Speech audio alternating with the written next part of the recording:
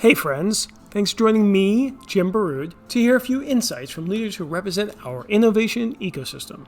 Today's chat is with Marcus Howard, the founder of MetArena, and a lifelong gamer, serial entrepreneur, and keynote speaker. And Jenn Halweil, the founder and CEO of GoBeyond, and an electrical engineer turned story engineer. Jenn, why don't you start? Jenn Halweil, go ahead. Yeah, so recovering electrical engineer turned story engineer. I originally wanted to save the planet from climate change. And so I worked at the Department of Energy and Freedom Car when Tesla launched, was really excited about electric vehicles, worked in renewables at the biggest utility company in the country and several high growth startups. And, found that what was happening is we had these technologies that to change and impact the world, 99% of us have to adopt, but a very small homogenous group was designing those technologies. And then they take them to market and they're like, well, these don't scale. And I'm like, these don't scale because you don't have diverse teams working from day one to have buy-in on how we develop and design and implement for us. And so I became more interested in solving that social engineering problem through what we call story engineering, which is storytelling, data analytics, AI, blockchain, all the new cool information technologies. Awesome. Thank you, Jenn. Marcus, go ahead. Sure.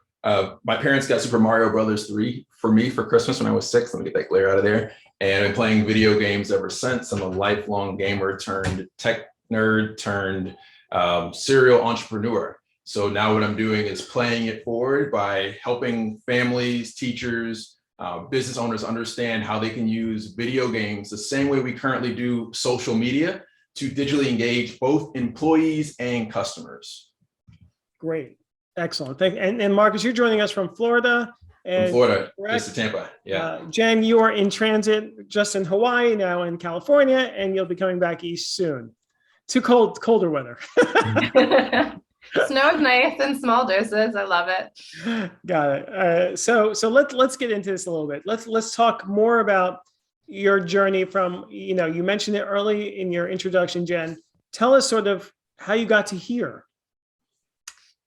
Yeah, so I run a media and tech innovation lab called GoBeyond, and we've done a lot of cool stuff. We shot a series called Financially Naked with a female-led fintech company that got a regional Emmy nomination that I'm pretty proud of. That was like Queer Eye for Your Finances. We have won the Women in AI hackathon for some AI we're developing, and we've just won some grants and we're patenting some technology around that. And I did, when kind of COVID shut down all filming, got accepted into a blockchain DeFi sort of talent fellowship that was actually run out of Germany remotely. They took 40 women from all over the world and tried to train us on these new technologies, which was super cool. So that was sort of my foray into wanting to learn more about blockchain. We'd also filmed some stuff with Deloitte. They did some cool blockchain in a box installations, and we'd done a lot of commercial filming with them.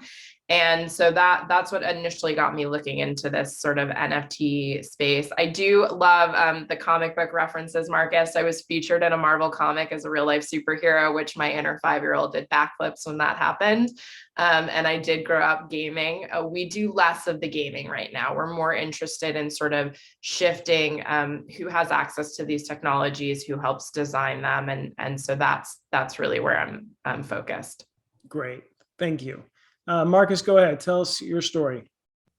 Yeah, my focus is also ironically about accessibility or on accessibility. So video games got me inspired to learn more about technology in the 9th grade. I have an identical twin brother, by the way. He and I started coding our first app as a video game on the TI-83 Plus graphing calculator. We were in magnet school, and ironically, our parents were trying to get us to learn to code to build websites. This is, what is this, 96, and had no interest in, 2000, between 96 and 2000, I had no interest in learning about coding for the purposes of building websites, especially Web 1.0. But as soon as I made the connection between like video games are made with code, like I was all in. Unfortunately, our trigonometry teacher at the time didn't appreciate that we were playing video games in class because she couldn't make the connection between video games and education. So while we were at lunch, she actually deleted our games off our calculator.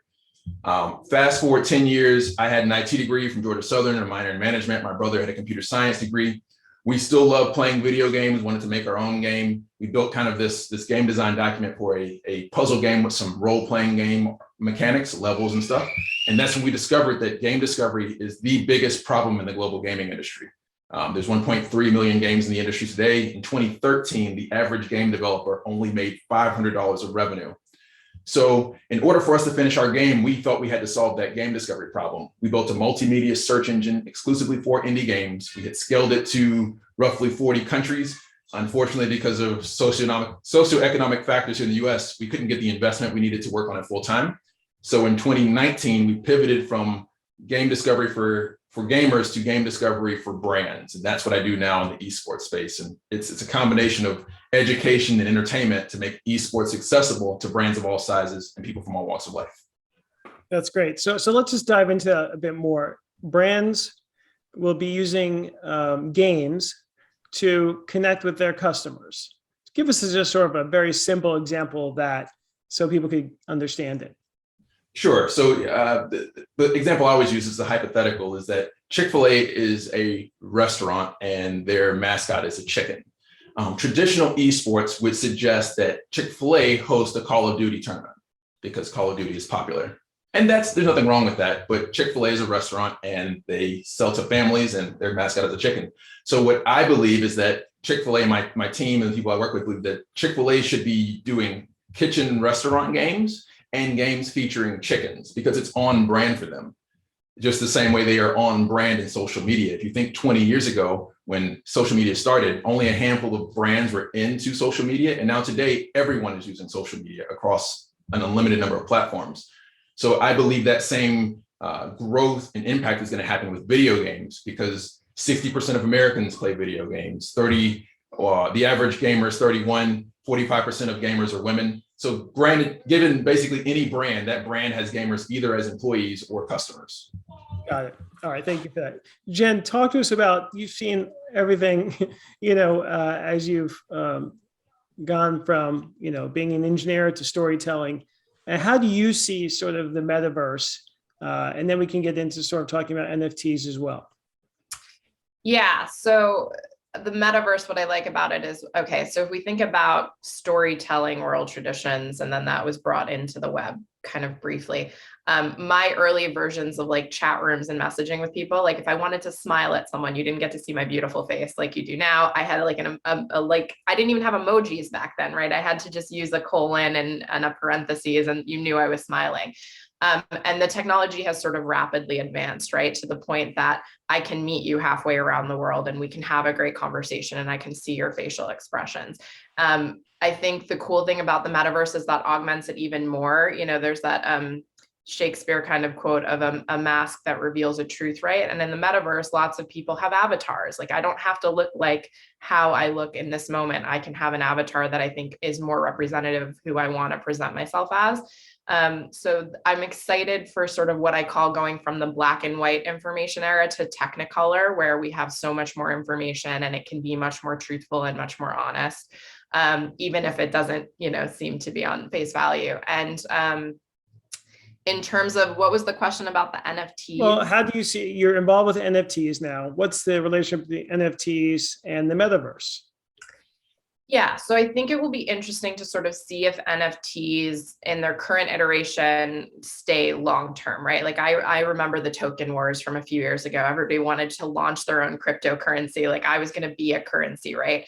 And I think that was good because it makes us ask questions about digital ownership and digital autonomy. Like we need to know when the internet started, right? Everyone was just so excited to share information that you didn't have any conversation about who owns that information and what they do with it, right? Which became really problematic down the road. And pretty problematic because you really only had two choices: tell no one and it's a secret, tell someone on the internet and everyone will know it eventually. And so it's never a secret, right? You couldn't have an in-between. And the really cool thing about NFTs and about this new conversation around Web 3.0 and the metaverse is this conversation of, well, what information do I want to share specifically with which groups? Can I share it in a way that is private to a certain select group? If we're talking about compensation, can I, as an owner, create something digitally that I can continuously get compensated on as it trades hands moving forward, right? Rather than just like stick it on YouTube and Instagram, and then I get paid that one time. And then after that, I may not continue to get paid. In an NFT world where you sort of say this digital asset gets tracked on a blockchain, I could give it to somebody, they buy it, they sell it to someone else. I'm still going to get royalties and residual payments, which was something that prior artists could only do if they were backed by a big label with big accounting firms that were tracking all of these things. And so I think it opens up a whole wave of possibility of sort of democratizing digital art and digital information. Got it. While we're on the topic of NFTs, Marcus, why don't you talk to us about what you're working on now as it relates to NFTs?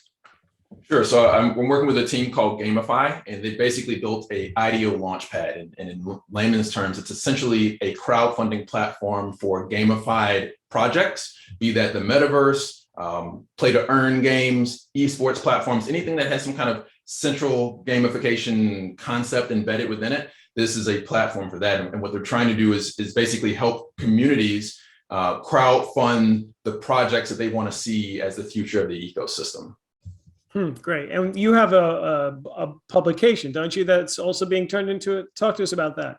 So yeah, I recently finished this book. It's called Innovate Gaming and Esports. And it's designed to teach, again, students, their parents, their teachers, business owners, community leaders about the $180 billion gaming industry, so that those individuals can understand how to extract value for themselves, whether that's parents trying to align kids' interests with gaming with STEAM careers, if it's a local business who wants to understand, again, how to use video games as a revenue channel, if it's communities who want nonprofits who want to use video games to raise funds to support philanthropic efforts. For example, there's a nonprofit in North Florida called United XP. They recently used video games to raise $500,000 worth of relief aid when Hurricane Irma went through Louisiana. And coincidentally, they're also featured in the book. But that's what I want to do is help larger communities understand that gaming should be a central part of how our society will function in the future, and help them prepare now for that future. Great. And that book is going to be an NFT, or is an NFT version as well? Can you talk to us just real quick about that? Sure. So we have the physical version, and we also have a digital version as an NFT that includes a digital version of the book. But instead of it just being a JPEG, it's actually a first of its kind of a 3D animated interactive book. And shortly from now, you will be able to see extra pages in it. It has an excerpt. So when you open it, you'll see a piece of the book. But the NFT also acts as an access key that gets you, again, not just the digital book, but some exclusive content. There's a $5,000 esports dossier that I've had licensed to me. You get the access to that for free by having the NFT, which also gives you the digital version of the book. Great. And if people want to find that, they can go to a certain URL or? Sure, you go to innovationsoftheworld.com, and I believe just /gaming, just type in gaming when you get there, you'll see the book. Hopefully the physical copies will land here at my front doorstep, like 600 of them in about 30 days. But if you want the digital version, you can go ahead and get that now. All right, great. Wonderful. Thank you for that. So, Jenn, tell us about your NFT project that you're working on, because I'm really excited about that. Yeah, so we're going to keep this sort of in this room because we haven't publicly announced it yet. We're going to be announcing it in March. But wait, this is live. This is live, Jenn. So just, in general terms. Yes, in very broad general terms, we're releasing a cool NFT series that's sort of redefining who we view as an innovator. So one of the things that sort of bugged me when we launched GoBeyond, there was a series of infographics that were released that were sort of the story of genius. And they were basically like Albert Einstein, Steve Jobs, Bill Gates, Elon Musk, and Warren Buffett. I think they threw Oprah in because she was a woman in Black. So they had someone that hit all the other demographics in their mind.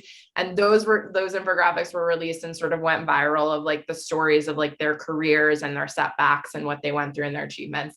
And so I joked that I was tired of sort of an innovator genius visual that was pale, male, and overly hailed, and I wanted something different. And so we released a series of infographics in Scientific American. At the time, we focused particularly on women in STEM. We have sort of come away for the by women for women movement. And I'm now in the persuasion that it should be by women for everyone, that we should have representational parity, that we really need intersectional humanism. Like we're fourth wave feminism. And at some point the pendulum has to like find balance from like patriarchy to matriarchy, somewhere in the middle. And so this series is more focused on diverse innovators who are doing really cool things. We've got a cancer researcher, we've got an astronaut, we've got some AI scientists.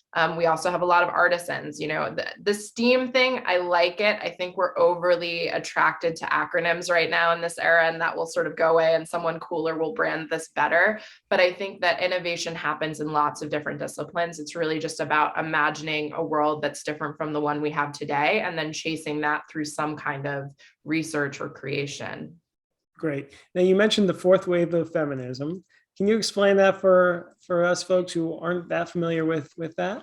Yeah. So, you know, we did a great piece on Emily Warren Roebling, who built the Brooklyn Bridge that premiered in Forbes and is now taught as part of the New York City Department of Transportation's handbook and part of the Department of Education's program, which I'm really proud of, because it was a sort of hidden figure story, right? She built this bridge for 13 years.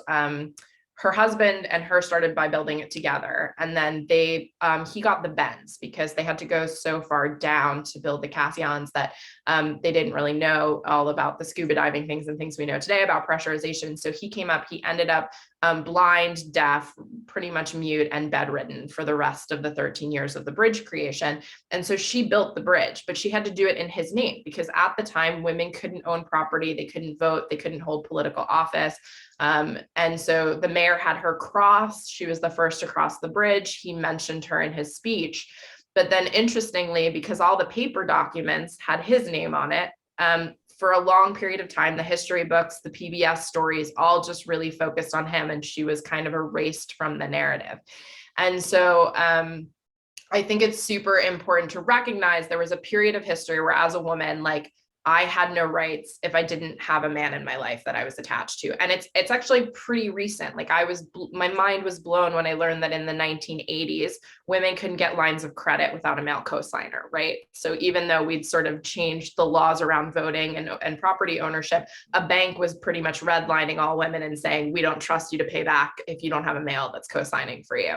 And so I think in those periods of time, you needed feminism. You needed to assert that women needed a certain level of autonomy and representation in society that was not previously enabled and enacted. But now the problem I've seen is that that's sort of the last 20 years, women haven't made as many gains in lots of areas. There's still more Fortune 500 CEOs named John than Fortune 500 CEOs that are women.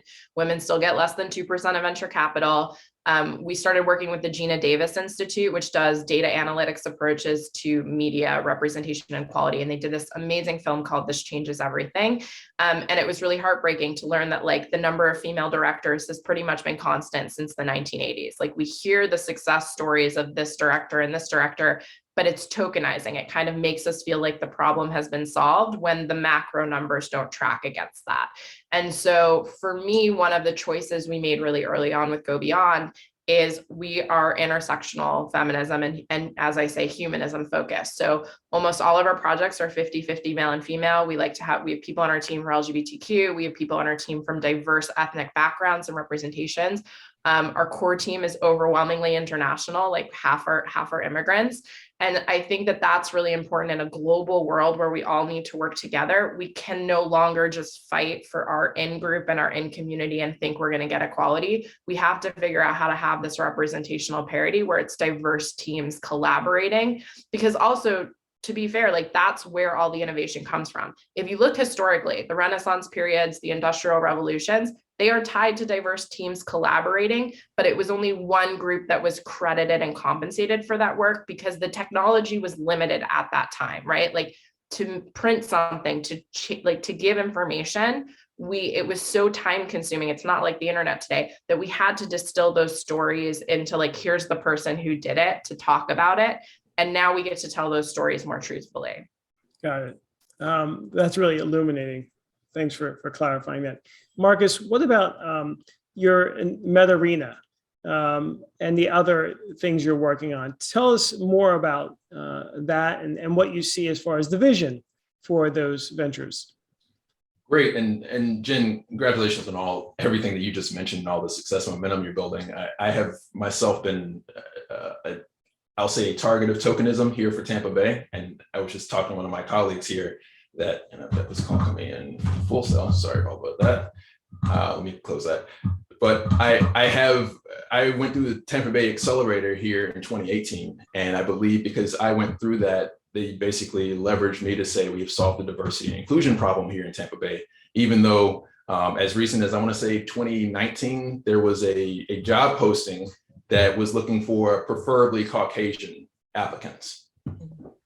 So there's still some work to be done, and the organization here, the nonprofit ecosystem is doing a great job. There's now an Inclusion Lives Here committee here for the state of Florida. So there's that was post the preferably Caucasian, but I think there's still a lot of growth to be done.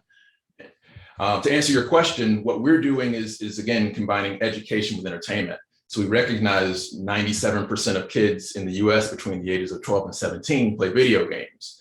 And we want to leverage their interest in video games to introduce the other career opportunities that are in gaming. If you ask the average kid or even the average adult about video games, they'll either tell you that the career opportunities are being a content creator, so someone like Ninja, or playing Fortnite for $3 million. And while those are true, there's actually 100+ STEAM career opportunities in the space, everything from education to health and wellness to software development, graphic design. You can be a gaming lawyer or a gaming accountant, but most people don't know about those opportunities. So what we're doing is not only providing this portal where brands of all sizes can leverage gaming as an engagement tool, but also providing the education piece. So the book that we have has a digital version. It's going to be embedded in our platform. I'm producing a virtual series that teaches people about these 100+ STEAM career opportunities so that not only can a brand offer that to their employees and potentially even grow their own gaming division the same way they have a social media team, but can offer those opportunities at scale externally. So imagine a university using esports tournaments to help recruit students to be incoming freshmen, or use that same tournament structure to engage alumni who are not donating dollars back to the school, but are still playing video games. Got it. Now, talk to us about esports. That's like taken off exponentially, right? I mean, how big is it? It's a giant, but it's also a mouse. And let me provide more context for that. So the esports industry is north of $1 billion now. There's nearly 500 million esports fans globally. It's doing a lot of engagement, comparable, if not competitive, to the NBA Finals and the Super Bowl. But the revenue is not actually keeping pace with it. It's a well-guarded secret in the space that actually esports is fundamentally unprofitable. And it's that way because it was originally created by game developers to help sell copies of their game. So it was a loss leader. Let's have these tournaments so that people will show up and pay attention to our brand. And then we'll use that, which we're offering something close to free, to then sell them on our games, our DLC, merchandise, et cetera, et cetera. So a big challenge for esports is to find that profitability. To put that in context, in the global sports industry, the average sports fan is monetized at about $50 per person. If you look at esports is only monetizing at $5 per person. And one of the top 10 esports organizations, FaZe Clan, has about a social media audience. Someone else is calling me. 350 million people. They only monetize about 42 cents per person. So they're actually 90% lower than the industry average, which is 90% lower than sports. So the other thing that we're doing is trying to help esports as a whole find scalable, sustainable, equitable, accessible revenue. Wow, that's a great sort of illuminating statistics. I mean, the variation is so great, and the potential there is so great as well. So, Jenn, talk to us about your vision for GoBeyond. Yeah. We joke we want to be Disney, but we don't focus on princesses. We focus on innovators, and we're not building theme parks. We're building hacker spaces, accelerator programs, and incubators. But I think the goal is just really to not just shift the narrative around who innovates, but also really shift capital and resources into those communities so that we get more diverse teams scaling the kind of world-changing innovations that I set out to do when I was in college. Just to co-sign what Jenn is saying in the gaming industry and really tech industry as a whole, I guess all businesses, it's been consistently proven that diverse teams financially outperform the non-diverse peers. And if you think about the gaming industry, specifically Jeffrey Lawson, a Black man, created basically the first cartridge. And until recently, his name was lost in history because for all the reasons Jenn described. And when you look at the space, again, 45% of gamers in the US are women. 83% of Black teens play video games, which is 15% higher than every other racial demographic for that age group. And actually the Black community here in the US is the highest consumer of video games. But if you look on the front of the camera, if you look at the ownership, the leadership of esports and gaming organizations, it is disproportionately white male. If you look at some of the biggest corporations in the space right now, I don't know if you've been following Activision Blizzard before they got acquired by Microsoft, they had several lawsuits because of a combination of the worst things that you could see in a business. Right. And let's speak to that for a second. Obviously, diversity in the workplace, a culture that nurtures diversity in diverse groups. Are you seeing Marcus, seeing any improvement in that? You just mentioned some improvement before, but talk to us about what you're seeing. There are individuals like Trinidad Hermida, who was previously the director of diversity and inclusion at Niantic, who makes Pokemon Go. She left Niantic to create her own company for helping gaming companies understand the importance and the value of empathy and inclusion. So we're seeing that. We're starting to see pockets of I'll call them niche demographics because they're not, from a leadership perspective, mainstream yet, but groups for like tournaments for women or organizations for women or the Black community, et cetera, et cetera. But I think in some cases that's actually counterproductive because it's almost tokenization for the industry. If those pockets are able to succeed from, let's call it ground zero, it's easy for the industry to point to them and say, hey, we have achieved success. Got it. And what about you, Jenn? I think there's also a problem here, to Marcus's point, that when those D&I programs happen, they're more like a press talking point than driving the bottom line. Like people aren't tracking as much the D&I metrics and how they relate to a business's KPIs overall. And I think that that's an important shift in mindset that we have to start to really think about, that it shouldn't just be a D&I press play when Black Lives Matters happens, right? It has to be intrinsic and core values in the organization from the ground up, because culture is contagious.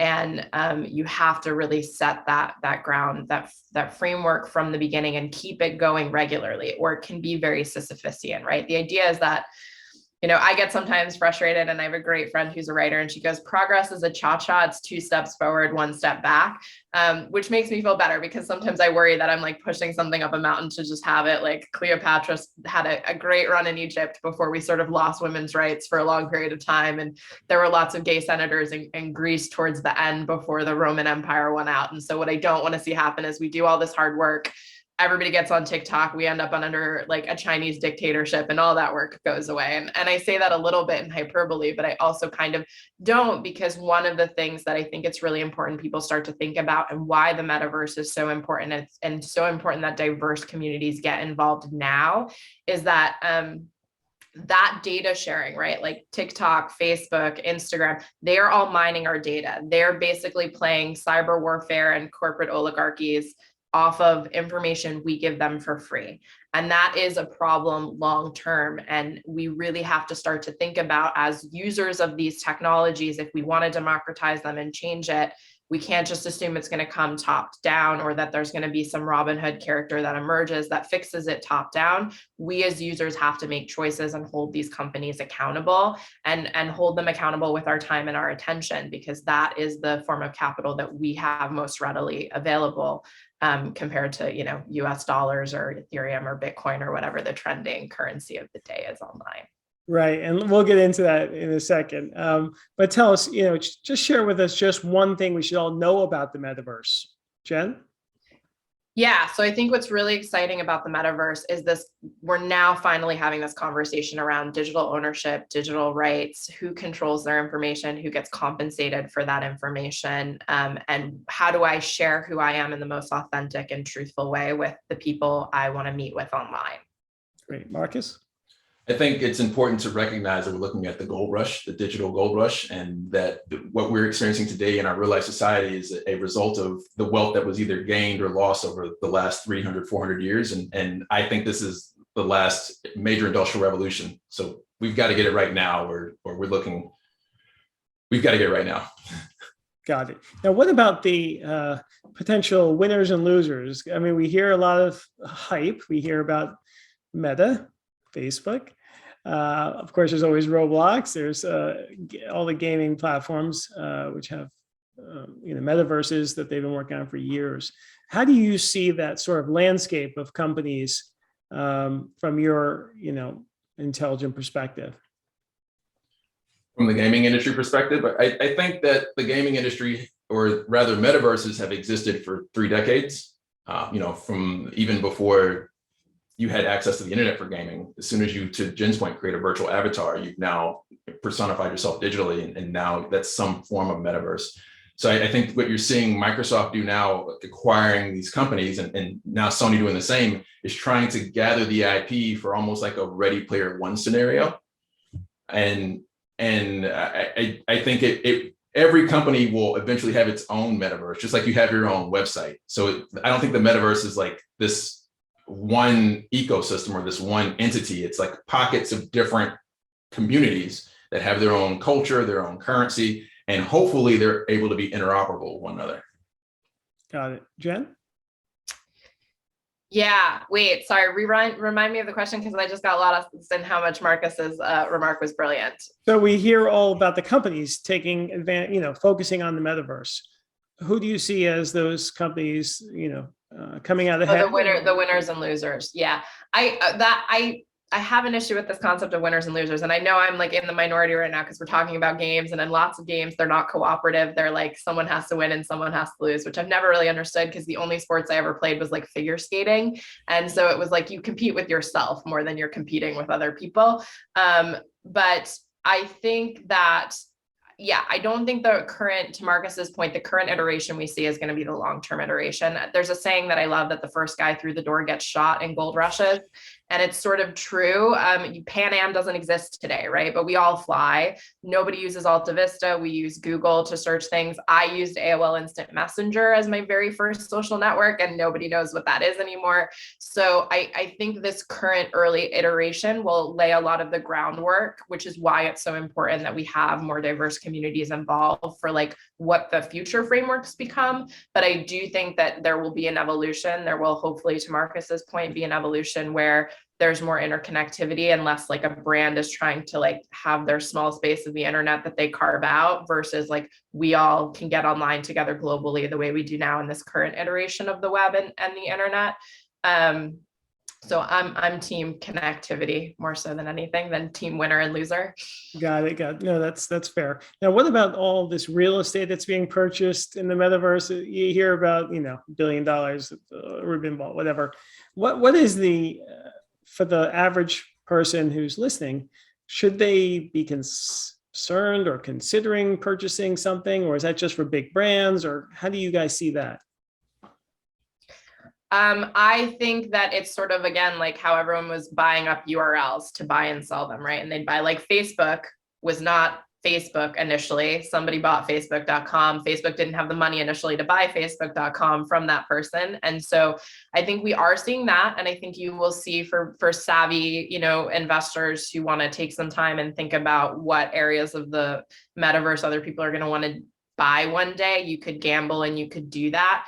But I think we should start to really think about winners and losers on the internet and investments in a different way. And we have to start thinking of them less individualistically, because the shifts that have to happen have to come communally, right? We have to sort of talk about, we did a gaming campaign, a celebrity campaign for Garena for Free Fire Latin America. And so we had J Balvin attached, and the whole team at Garena were great Latin American guys. So I made sure that all of the department heads were women, that designed the studios and the sets, and the photographer was a woman. And I think that that's really important to start to really think about is like, for me, it's less important to figure out how do I make as much money as possible as Jenn, the individual, or as GoBeyond, the individual, and more like, how do I show up in spaces that aren't diverse and make them diverse and bring people and communities that wouldn't be working in those spheres to the conversation, to the table, to be compensated, to be creating in this space.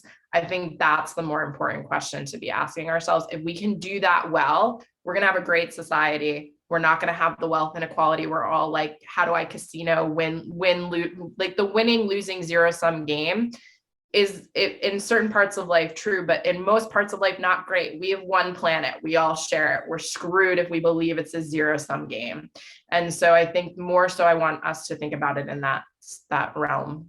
Who do you think are the top thought leaders or content creators in the Web 3.0 or the NFT space that we should all be aware of?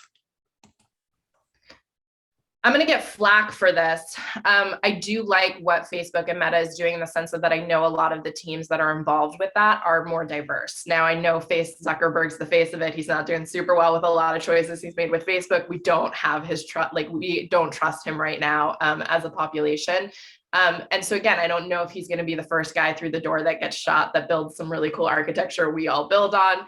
I am not as in love with sort of the white bro crypto culture that has emerged in the NFT space. We're really trying to shake that up. I think, it's a problem because it's growing so rapidly. NFTs are growing faster than the internet grew initially when we launched the web originally. And something like 90% of the information on the internet was created in the last 2 years, right? So we're having this explosion of video, we're having this explosion of code. And yet I think it's something like 90% of NFTs are owned by like 20% of users, right? So it's something a very small, so it's still consolidated in a way that we need to change that. And I don't have a clear answer on how to do it besides the innovator series that we're launching right now. When I come up with a better solution, I'll let you guys know. If you guys have solutions, send them to me. We're down to try and hack them. Got it. Thanks. Marcus?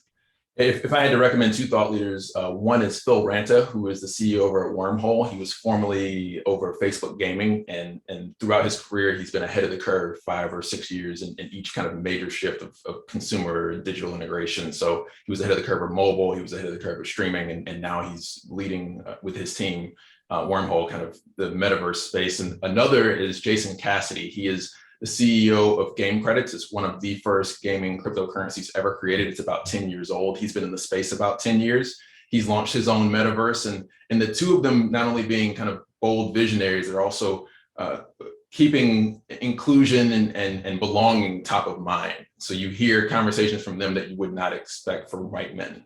By the way, speaking of thought leaders, everyone says there's Discord communities which you want to join. Is that sort of the way that most folks are getting there or staying on top of this fast moving industry?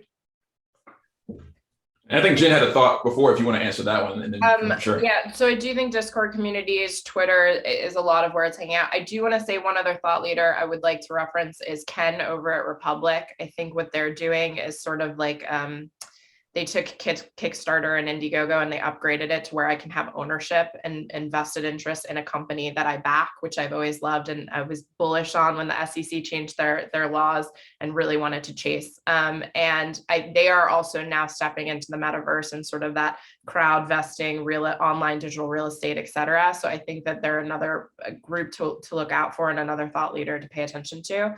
And what was the other question? Discord. Should people join? If people want to learn and get really knowledgeable about this space, is Discord communities the best way to do that, or reading blogs? Marcus, I might punt this to you, but I feel like Discord communities, there's good there, but there's a lot of noise, right? Like I feel like it's really wherever you get information best. Like Reddit is a great place to go. Going on these platforms and just playing around on OpenSea and seeing how they work is important. There's a lot of new publications coming up. So Jolene Crichton, who I love, who built Futurism, and then Interesting Engineering, she scaled it. She's now with a group called NFT Now. And so I'm sure if you pay attention to that over the next couple months, it's going to grow its content pipeline. But yeah, wherever you absorb information best is where I would tell you to hang out. Discord is a lot of It kind of reminds me of like the old Turkish markets where everyone's trying to sell you something and it's flashy and exciting. And they're like, come in here, buy this ape, buy this. And I think it's a bit smoke and mirrors more so than like an information source. Got it. I'd agree. And I'd be remiss if I didn't go back and answer your other question again. Beck's Perfect. Rebecca Perfect, her personality online is Beck's Perfect, and she has a group that is designed to teach about NFTs and Metaverse. She has a YouTube channel, and she's very accessible, approachable. I know she spends a lot of time on LinkedIn, but wherever you're commenting on her Twitter, she does Twitter Spaces. She has her YouTube channel. She's on LinkedIn, very accessible, and she knows a wealth of information. And she's trying to help also prevent people from being a part of rug pulls or other types of scams. But to answer your question about Discord, I agree. It's a lot of noise. And one of the problems with Discord is that it's easy to exploit with bots. So for example, like I joined a handful of crypto groups. And once you're able to do that, like people can write bots against that group to start sending you invitations for other groups. So whenever I get messages, I have to basically scroll for like 15 seconds past a bunch of random accounts, many of them that have since been deleted by Discord because they are bot accounts. And then even if you find something that is a group, typically it's a group for a project. And so most of what you'll hear is in support of that project. Even if it's legitimate, there's not necessarily people talking about like the state of the industry or elevating the discourse about what needs to happen. They'll be like sharing specifically updates for their project. I think a better use of your time is to go to like a Twitter, to Jenn's point, or I find a lot of value out of LinkedIn. You're able to subscribe to specific hashtags. So you can do hashtag Metaverse, hashtag NFT, and you will get updates around conversations from professionals about the space versus nothing against Twitter, but there are a lot of Twitter shills. I think that LinkedIn hasn't become shill yet. And so I think that's why it's higher quality, quantity of information. Right. And you, speaking of LinkedIn, you are a LinkedIn creator, correct? Or I am. I'm one of the LinkedIn top voices for sports. So I'm honored that they selected me for that for 2020. I'm also part of the LinkedIn Creator Accelerator. They chose about 100 people from North America. So I talk about the same thing we're talking here, like what is the Metaverse NFT gaming and esports? How does it apply to individuals and businesses and communities? And a lot of the information that I learn about the space, I get from LinkedIn, namely the people that I mentioned. They have LinkedIn accounts and they're posting those professional takes on the state of the industry. Great. And you mentioned the word called rug pull. For those folks who are not familiar with that term, can you explain that, please? A rug pull is almost exactly how it sounds. You know, if you were standing on a rug and someone pulled the rug out from under you, you would hit the ground. What happens is that people will get into a project early and then hype it up. Another term is like pump and dump, which you're familiar with the stock exchange and that's illegal in the stock exchange where there's very limited, if any, regulation in the crypto space. People will basically artificially inflate the value of a project or a token so that they can wait for other people to kind of get hit by the halo effect and kind of mob mentality support a project. And then as it's spiking, the individuals who got in early are selling their position in the token. And if they have a significant disproportionate percentage of tokens, they can cause the price of the project or the NFT to tank. Perfect example. This wasn't even like, let me not provide that commentary. Let me tell you what happened. There's a group called Immutable, and they partnered with GameStop. If you're familiar with GameStop, they're a retailer of games and gaming merchandise culture. And they partnered to do a $100 million project where they were going to provide a grant program for games to be deployed. Well, Immutable gave them, I want to say 15 million tokens as the first milestone of their partnership. And then GameStop immediately sold all 15 million, or the majority of those 15 million tokens. It caused the price of the token, the Immutable IMX price, to crash 40%. Now, granted, the price went up because of the announcement of the partnership. So the crash kind of evened it back out. But what they did was basically leverage their position to sell it very quickly. And when you see that in other projects, like that's the impact it can have on the price of a token.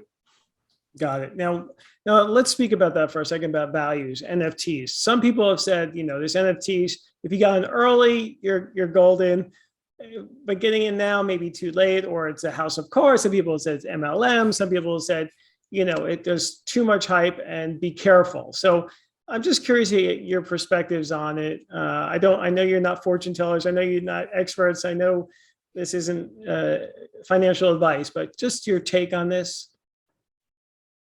Marcus, do you want to go first? Sure. I'll start with D, all of the above. I think that there is legitimate value being created. I think that Bitcoin allowed society to abstract the value of money from the dollar. And then Ethereum, and Ethereum wasn't the next coin, but Ethereum generally allowed us to extract value of cryptocurrencies away from the dollar. So as we scale in the future, I see that individual pockets and communities will have their own cryptocurrency, where they are investing. And that's what you're seeing now. Like technically Dogecoin should not have any value. It was literally created as a meme token, but because the community got behind it, namely, you had Mark Cuban and Elon Musk kind of pumping it up, because the community believed in it, now it has value. So I think that will happen across the board. So if you have a legitimate, sincere community and there's legitimate value they're trying to build, then yes, that has value. Beyond that, I would say the vast majority of it is speculation. So do your own research and invest at your own risk. Okay, thank you. Jenn? Yeah, I will echo everything Marcus said. I'm going to come down a little more harshly on Elon Musk, which is a bummer because, again, he was my hero when I worked at the Department of Energy, and never meet your heroes because things happen. But I'll frame this in a nicer way. I think what Elon is doing feels very pump and dump, and I'm amazed it's not an SEC violation. And if he was Martha Stewart, he'd probably be serving 6 months in jail right now. But somehow he's privatized like all of our tax money went into space exploration and environmental research, and yet he privatizes the profits from public loans he got, and nobody talks about it, and I don't understand why. On a deeper level, though, I was talking to, we'll just call him a crypto bro recently, who's like 20 something living in his parents' basement working for Gary Vee.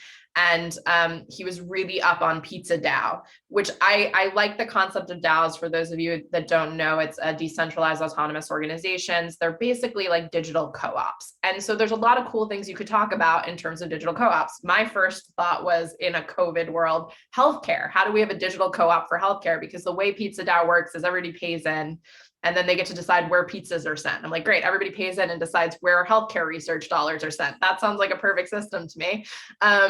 And this kid who's, 20 something and hasn't really had to face real life issues yet is like, yeah, but that's not as much fun as pizza. So like, why am I going to invest in that, right?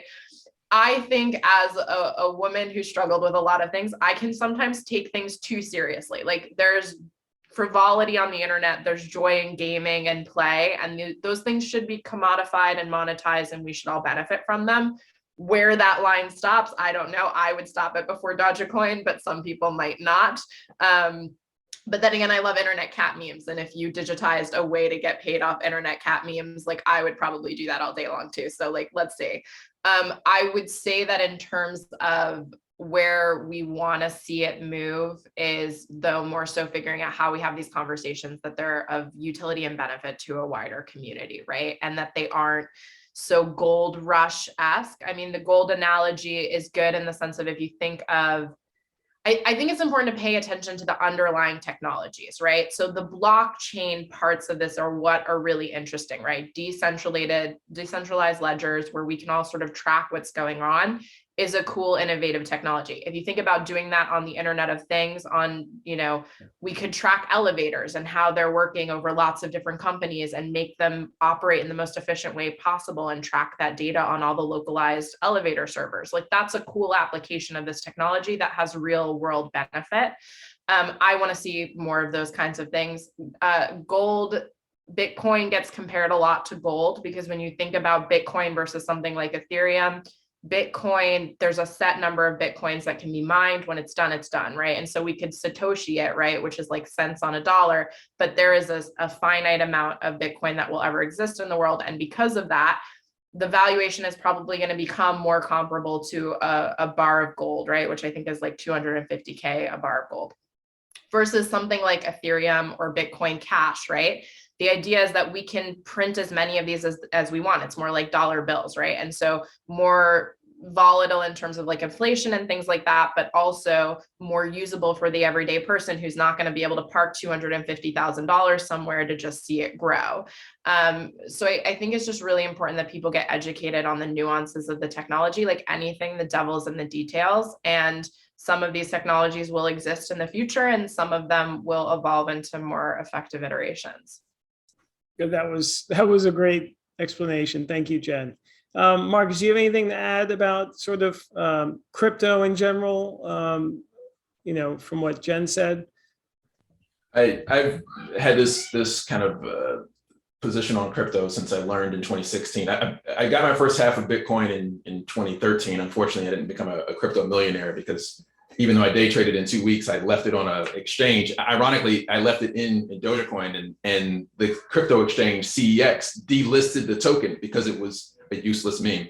And they gave me plenty of advance notice, like every week for a year, like warning, move your tokens or you're going to get maintenance fees. And then I started getting maintenance fees. I was scaling ProjectMQ, my indie game discovery solution. So I didn't check back on it. By the time I got back, the money was basically worth less than $5. And so effectively zero today. But in 2016, I learned that Bitcoin was powered by the blockchain. And so I immediately thought like the happy path for mainstream adoption is a digital activity that happens ideally on a daily basis, which is why I believe the gaming and esports industry is how crypto and blockchain and NFT and metaverse mass adoption will happen, because there are 3 billion gamers worldwide. You don't have to explain digital items and digital currencies to gamers, right? When I played Super Mario Bros. 3, even as a 6-year-old, like I recognized that I had to collect the little coins. Every time I jumped in one, I got a digital currency. And when I got 100 of them, they became an extra life. So there's several use cases in the space, and that's why I think you see so much activity happening now. I actually believe, it might have been a month ago, there was about a month ago, about 50% of all transactions on the blockchain network, collective blockchain network, came from the gaming industry. Wow. That's fascinating. I had no idea. Well, this has been a great conversation. We're winding down now. I'd like to ask folks for a poem or saying or a quote. So let's start with you, Jenn. Go ahead. Yeah, before I do that, just real quick, we'll still have enough time. Marcus, if it makes you feel any better, I remember the days of the Silk Road, and I'm not going to name names, but I had a friend who was basically selling marijuana before marijuana became legal and was getting lots of money and gave me a Bitcoin. And I didn't understand it. I'd traveled all over the world. I had traveled back in the days where you needed traveler's checks. And then I traveled again, and suddenly my credit card worked everywhere. And so I was like, why do I need Bitcoin? My credit card works everywhere. When I moved to New York, I was the brokest I'd ever been. I sold the Bitcoin for $25. I think I bought pizza or something with it. And I have regretted that life choice ever since. So you never know what you don't know. In terms of a quote, I really like, there's a Buckminster Fuller quote: you never change things by fighting the existing reality. To change something, you have to build a new model that makes the old model obsolete. And I think that's what we're doing in the digital era. And I want to see us to continue to do more of. Great. Thank you. Marcus? I don't know who this is attributed to, but I heard it and it stuck. The road to success is paved with failure. That's a great one. Those are two great quotes. This has been a great conversation. I'm so honored to be with you, two superstars. I can't wait to see what you guys do next. And I look forward to not only watching you, but collaborating with both of you going forward. So thanks again. Thanks for joining us. I hope you enjoyed the show. Please like it, leave a review, and subscribe. See you soon.